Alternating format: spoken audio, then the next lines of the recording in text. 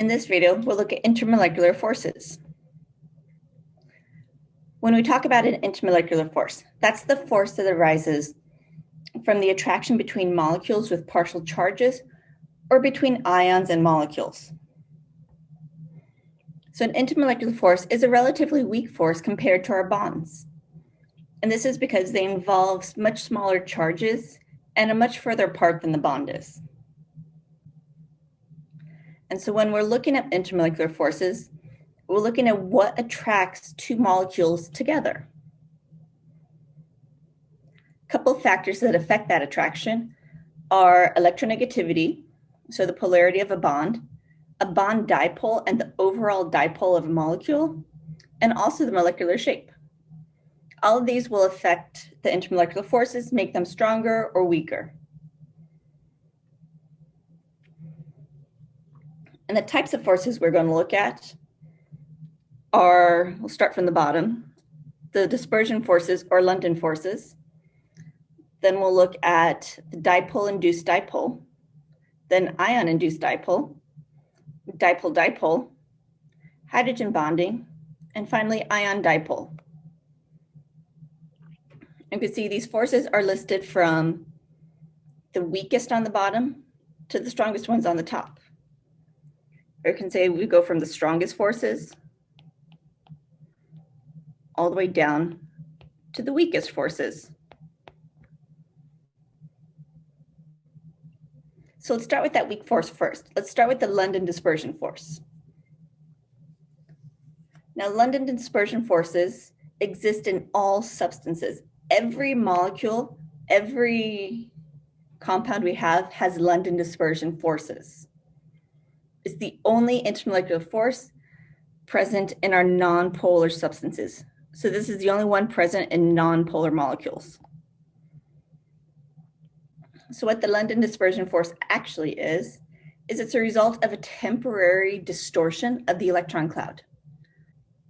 So what will happen is one atom, the electrons will be present on one side of the atom a little bit more than the other. That'll cause a ripple effect and push the electrons in the atom next to it to have the electrons a little more on one side.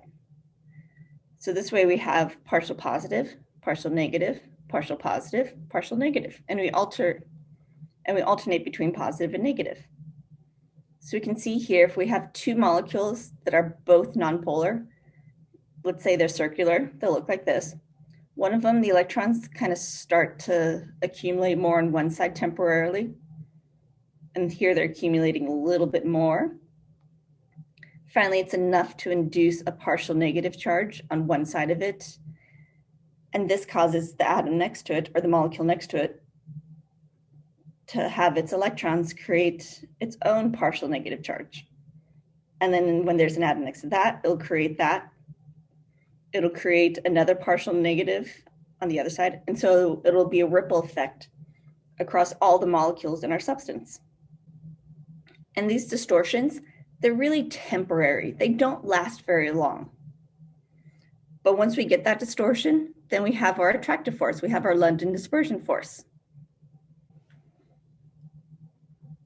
And so that tendency for the electron cloud to distort in ways is called its polarizability. And so the larger the molecule, the larger the compound, the more polarizable it is. And so if we look at two iodines, so I2, those are very large molecules we know. We know the size of the atoms are very large. So we can polarize the bond between two iodines much easier than if we had two fluorines next to each other. Remember, fluorines are really small, so it's much harder to polarize two fluorine atoms than it is to polarize two iodines. So fluorine is hard to polarize. The iodine, fairly easy to polarize. So the larger the atom, the larger the molecule, the easier it is to polarize. And then the shape is important too. So if we look at our example here, we have what we call N-pentane. So it's a straight chain of carbons and hydrogens. So it's just carbons and hydrogens all in a row. And then we have what we call neopentane. They both have the same number of carbons and the same number of hydrogens. The only difference is the shape. So the N-pentane kind of looks like a little rod here, and the neopentane looks more like a ball. If we think about this, the N-pentane, there's more surface area between these two molecules. So I have all of this surface area here, which I can polarize, which I can have dispersion forces on. Versus neopentane, it's just a little bit of area where they touch, where you can have that dispersion force. So in the N-pentane, since we have a much larger molecule with much more surface area, so in the N-pentane, since we have a molecule with a lot more surface area touching, that actually is going to create more forces, which raises its physical property, raises its boiling point. So the boiling point is 32.1 degrees Celsius for N-pentane. For neopentane, the one that's more of a ball shape, where there's very little space where they actually touch each other, the boiling point is only 9.5 degrees Celsius. And boiling point is one way we can indicate the amount of intermolecular force we have. And we'll see this later on when we look at different physical properties. But just keep in mind, boiling point is one where we can actually kind of check it. And if the boiling point is higher, that means we have more intermolecular forces that have to break before we can go from a liquid to a gas phase. And so we can see the shape of our molecules also plays a role in it. And then looking at these boiling points, which helps us tell the relative strength of the intermolecular forces. We can see for the halogens, kind of comparing the different sizes and how polarizable the bond is between two of the same atom. Fluorine has a boiling point of negative 200. Chlorine, or up around negative 50. Bromine, actually is about 50 degrees Celsius. And iodine boils almost at 200 degrees Celsius. So we can see polarizing or having a polarizable bond changes the boiling point dramatically. The larger the atom, the larger the size of that atom, will create a much more polarizable bond, which gives us a much stronger dispersion force. And so even looking at the shapes of the molecules, if we look at 3 different types of fatty acids. So we have stearic acid, vancenic acid, and oleic acid. All of these had the same number of carbons, so the same length of chain. It's just the shape of it changes. So here we first have a saturated acid. So here we first have a saturated fat. And you can see and almost imagine I can get another molecule that just lays right on top of it. And we can just keep drawing our zigzag up and down like that, where the molecule can just lay right on top of the next one. And so our saturated fats tend to be solids at room temperature. So its melting point is 69.3 degrees Celsius. And you can see how I can just keep laying that zigzag on top of each other. There's nothing stopping it. Even in our trans fat. So trans fat, the reason they call it that is around the double bond here. And we can see one group points one direction, the other group points the other direction, so they're opposite of each other. That's why they're trans. And we can see with that trans, I can again draw my zigzag, kind of just laying right on top of it. So that means there's a lot of dispersion force between the molecules in my saturated fat and also the molecules in my trans fat. Now, if we go to the unsaturated fat, oleic acid, this is actually are commonly known as olive oil. And we can see in olive oil, the double bond here. Here our 2 groups are going opposite of each other. Here, those 2 groups are on the same side of the double bond. Since the 2 groups are on the same side, we call this a cis double bond. And what happens with the cis double bond is it's actually creating a little kink in the chain. Now, if I try to draw another molecule and lay it flat against it, it doesn't lay so easily. It now crosses over. And so it's much harder to have the molecules packed next to each other. So we can have a lot less dispersion force. So in our unsaturated fats, we have less intermolecular forces. We have less dispersion forces holding it together. In our saturated fat, that's when we have more intermolecular forces and more dispersion force allowed to hold it together, which raises its melting point. So this is one reason why they say unsaturated fats are better for you. They don't create a solid inside your arteries like the saturated fats or the trans fats would.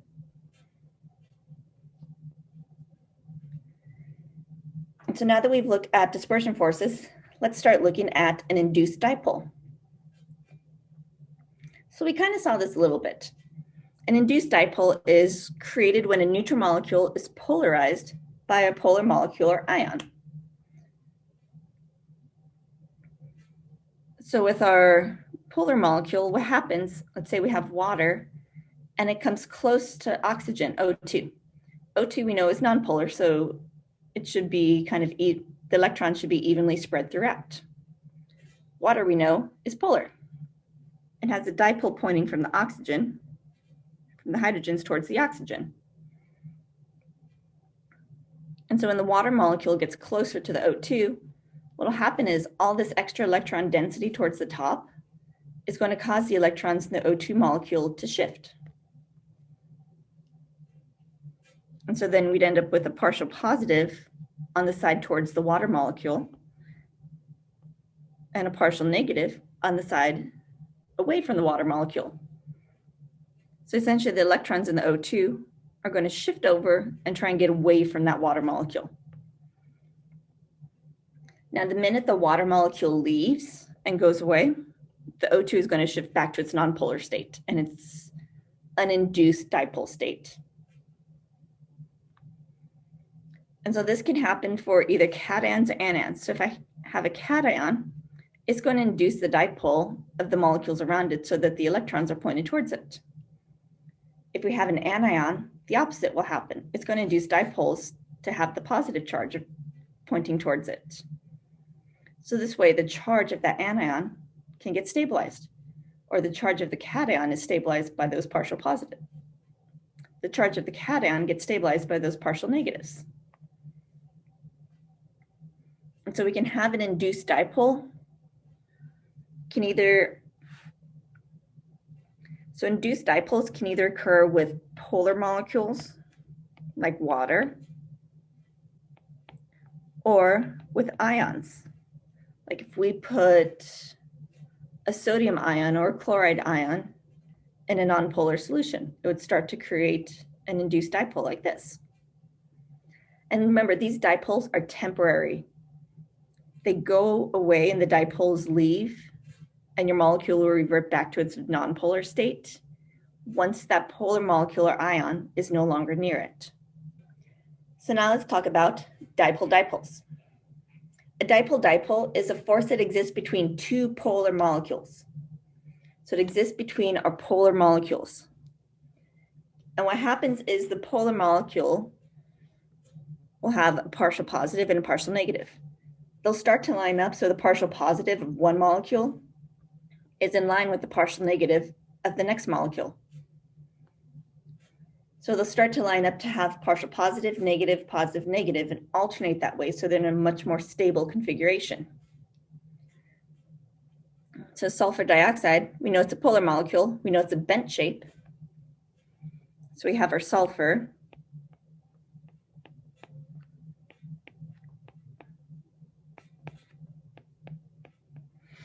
And because of our lone pair here, it makes it a bent shape because it has three things attached to it.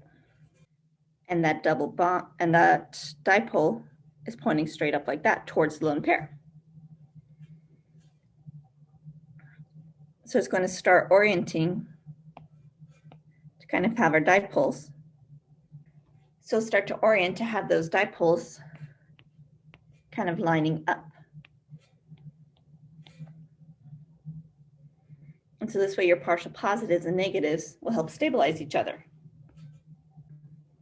And so this occurs in molecules that have permanent dipoles. So we have to have a polar molecule. So something like carbon dioxide, even though the bonds are polar, the overall molecule is not polar. Water has polar bonds and it has an overall dipole. So remember, we need that overall dipole moment in order to have a dipole-dipole attraction. So we got to remember our electronegativities here and figure out if our bond is polar or nonpolar, and if our molecule is polar or nonpolar. And these forces become really important when the molecules are close together. So we can see here all of the dipole-dipole attracting these different molecules together. And you can see it's more than just orienting them in a line. As long as the partial negative side is pointing close to the partial positive, then it doesn't matter the exact orientation, just as long as they're close in space to each other. And this dipole-dipole plays an important role in boiling points. So you can see with our molecules, HCl, HBr, HI, they're all somewhat polar. They're all polar, they all have permanent dipole. And we can actually see it increases a little bit. So when we're looking at our dipole-dipoles, they help us explain the relative boiling points.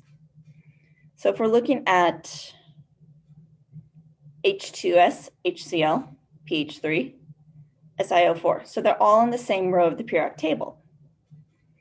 Just so happens we're going across the table here. So as we go across the table, you can see we end up with having stronger of a dipole to less. And the boiling point changes respectively with that. We can even see that with row 2 here. I know water is an extremely polar one. So it has a relatively large amount of intermolecular forces. HF, we know that's very polar, so that has a relatively large amount of intermolecular forces. NH3, same thing. CH4, we know that's not as electronegative. It's actually not that polar of a bond. And so we can see the intermolecular forces are much lower. We can see that with NH3 versus H2O. This is less polar of a dipole moment and still polar, but it's less. And we can see the difference. And then between NH3 and CH4, we can see how that dipole, how going from a polar bond to a nonpolar bond dramatically changes the boiling point. See how much lower it is? Now, if we're looking at this table, what the heck is going on with row 2 here? Why are this row on the periodic table so out of line with the rest of these? So if we notice all of these, they're starting a nice little trend down. They should have continued down. Should have continued down. The only one that actually goes down, CH4. What is going on with these three? Why do they all of a sudden jump up and have much stronger intermolecular forces and much higher of a boiling point versus what the trend looks like they should have? And we notice it's these three specifically. CH4 carbon doesn't follow this trend. It's only these three. The answer, hydrogen bonding. So hydrogen bonds helps us explain this irregularity we see in the boiling point trend, particularly among water, NH3, and HF. We saw they had a very different trend in the boiling points. And this is because hydrogen bonding is a particularly strong dipole-dipole force. And it only occurs with nitrogen, oxygen, and fluorine. That's it. Just nitrogen, oxygen, and fluorine. So only NH, OH, or FH can be participating in hydrogen bonds. Any other atom bonded to hydrogen cannot participate.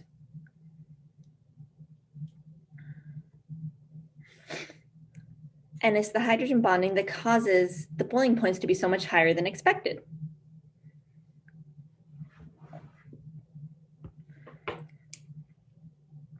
We also know that hydrogen bonding is an extremely important force in living systems. The hydrogen bonds within the molecules and within the proteins are what helps stabilize the proteins and come up with their shapes. Without hydrogen bonding, our proteins and our enzymes and even our DNA would not have its shape. So hydrogen bonding is an extremely important force in nature and in living systems. And if we look closer at the hydrogen bonding, here they're shown with dotted lines to help us out. So if we look at water here, we have our oxygen and water in red here, and the hydrogens are the two white ones. So you can see the hydrogens in the white are bonding to the oxygen of another. And same thing down here, the oxygen is hydrogen bonding to the hydrogen of another atom. We can even have it between different atoms and between different molecules. So I have my water can hydrogen bond with ammonia. You can see each water is hydrogen bonding with one of the hydrogens on ammonia. And the ammonia is hydrogen bonding with one of the hydrogens on the water.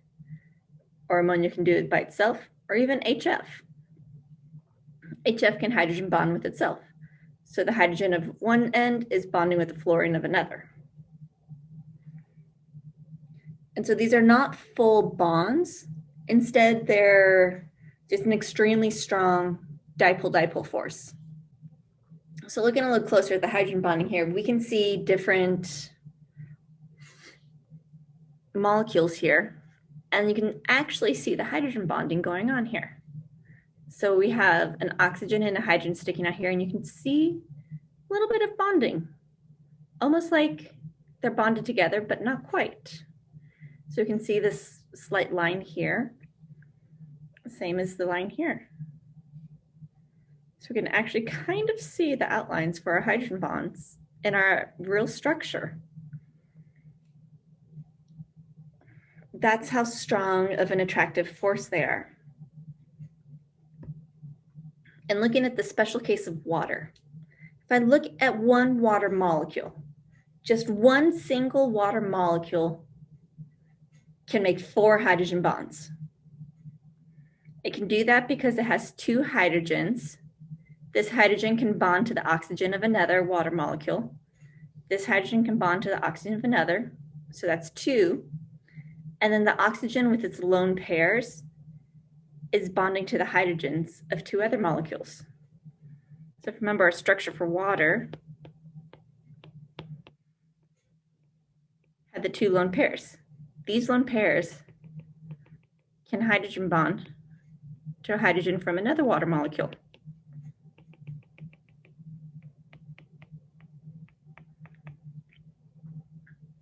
And then our hydrogens on the bottom here, and then our hydrogens on the bottom here, they can hydrogen bond to the lone pair of another water molecule.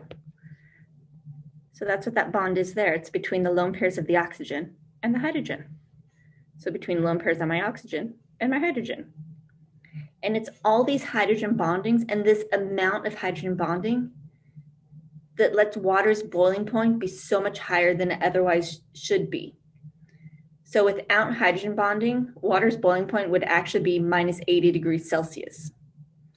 That makes a big difference when we think about life and life needing water. Life needs water to be liquid at normal temperatures.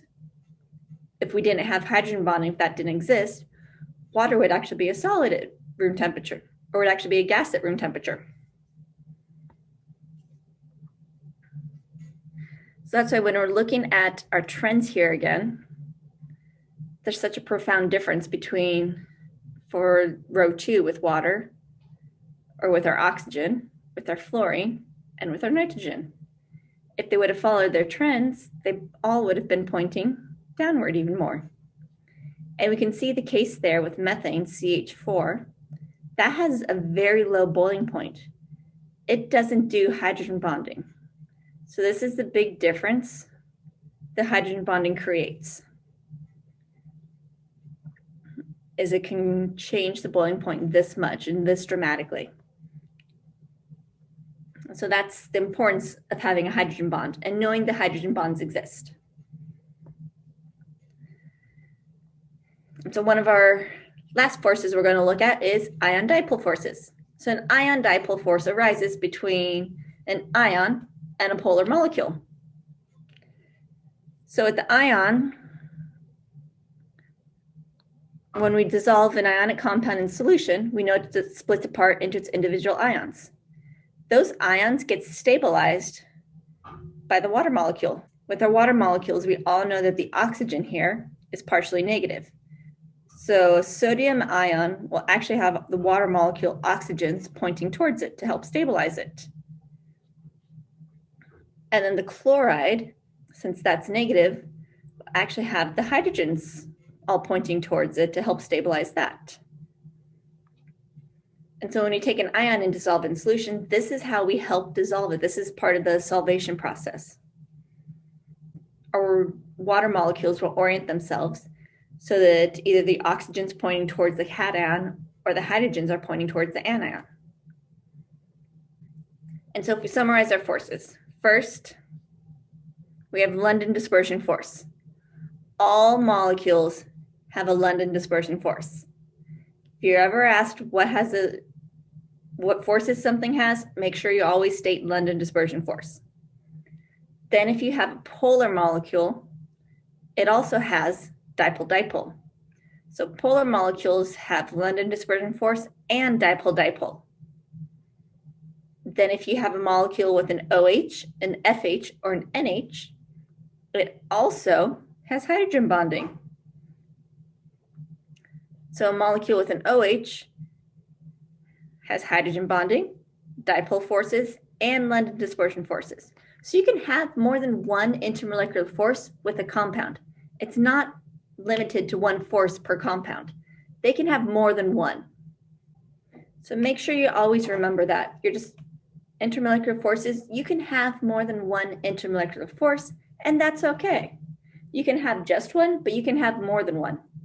And if you only have one, make sure you say it's London dispersion force. So a couple trends to keep in mind when we're talking about intermolecular forces is we know those intermolecular forces cause higher boiling points, cause higher melting points. First thing when we're looking at a force, look to see if the substance is polar and has hydrogen bonding. If it has hydrogen bonding, we know that's a very strong intermolecular force. Therefore, it's going to have a higher boiling point. So we know HF has to have a higher boiling point versus HCl because HF can hydrogen bond, HCl cannot. And then if you're comparing two molecules with very different molar masses, London dispersion force is more important. So HBr versus HCl. Bromine weighs a lot more than chlorine. So bromine's much heavier. It has a lot more London dispersion force to it versus HCl. So this HBr would have a higher boiling point. Even though they're both polar, the bromine's heavier, therefore it has more surface area to have more London dispersion force on.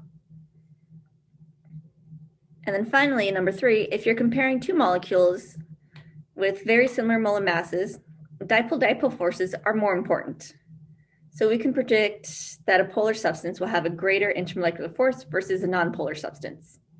So carbon monoxide versus nitrogen. Carbon monoxide, that's a polar bond, so therefore it has to have a dipole-dipole. N2, nonpolar. So carbon monoxide would actually have a higher boiling point versus N2.